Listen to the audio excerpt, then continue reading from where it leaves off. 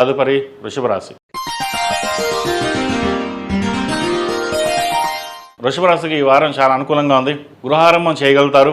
ఎప్పటి నుంచో ఉన్న కళ నెరవేరుతుంది. ముహూర్తాలు కూడా ప్రారంభమైంది. గృహప్రవేశానికి ముహూర్తం పెట్టుకుని పనులు చకచకా చేయడానికి ప్రయత్నాలు ప్రారంభిస్తారు.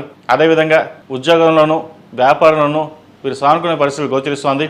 రాశ్యాధిపతి షష్టమాధిపతి అయిన శుక్రుడు దశమ స్థానంలో ఉన్నారు.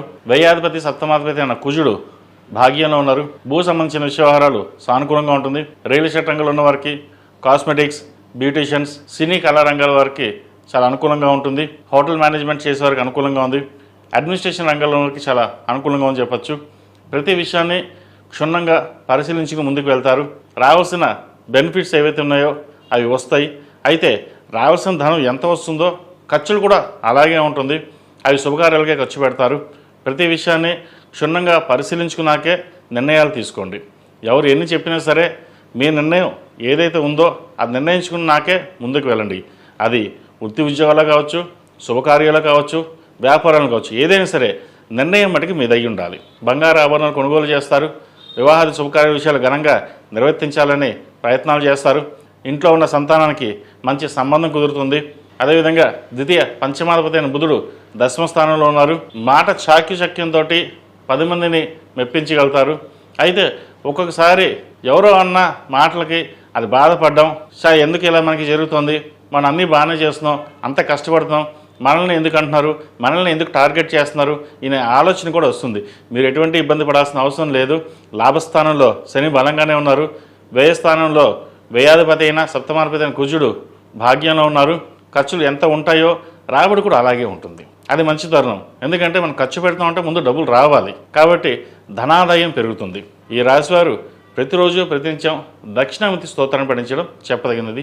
రియల్ ఎస్టేట్ రంగంలో ఉన్న వారికి, సబ్ కాంట్రాక్ట్ చేసేవారికి, డాక్యుమెంటేషన్ రంగంలో ఉన్న వారికి, అదేవిధంగా చిరుసాయి వ్యాపారస్తులకు ఈ వారం అనుకూలంగా ఉంటుంది. ఈ రాశిలో జన్మించిన విద్యార్థులకు కాలం అనుకూలంగా ఉంది. అయితే పరీక్షలు దగ్గర పడుతున్నాయి కాబట్టి స్ట్రెస్ అధికంగా ఉంటుంది. ప్రతిరోజు దక్షిణామూర్తి స్తోత్రం పఠించడం చెప్పదగినది. ర్యాంకుల కోసం పరిగెత్తరు. మనం చక్కగా చదవాలి, నలుగురిలో పేరు ప్రఖ్యాతులు తెచ్చుకోవాలి అన్న భావంతో ఉంటారు. ఈ రాశిలో జన్మించిన స్త్రీలకు వృత్తి ఉద్యోగాల పరంగా, వ్యాపార పరంగా చాలా అనుకూలంగా ఉందని చెప్పచ్చు. ముఖ్యంగా ఉద్యోగంలో పదోన్నతులు లభించే అవకాశం గోచరిస్తోంది. ట్రాన్స్ఫర్ కావచ్చు, ప్రమోషన్ కావచ్చు వచ్చే అవకాశాలు లేకపోలేదు. పేరు ప్రఖ్యాతులకి ఎటువంటి ఇబ్బంది ఉండదు. రాజకీయ రంగంలో ఉన్న వారికి పేరు ప్రఖ్యాతులు లభిస్తాయి. మంచి పోస్టు వచ్చే అవకాశం లేకపోలేదు.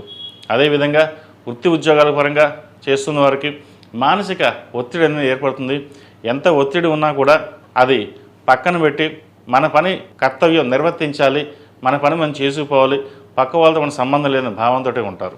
ఏ విషయాన్ని సరే నలుగురు ముందు మాట్లాడి దానిని పూర్తి చేసిన తర్వాతే మిగతా పనులు చేయడం అని ఉంటుంది. అది ఇంట్లో అయినా సరే, ఉద్యోగంలో అయినా సరే. బంధువులతోటి మాట్లాడేటప్పుడు కొన్ని జాగ్రత్త వహించడం చెప్పదగినది. చిన్న చిన్న విభేదాలు వచ్చే అవకాశం లేకపోలేదు.